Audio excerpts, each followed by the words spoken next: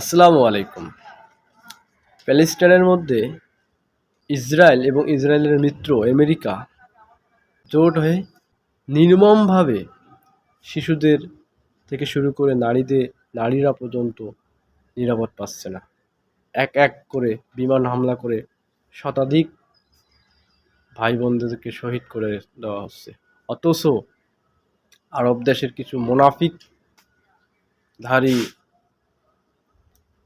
নেতা আছে, তারা চুপ করে আছে।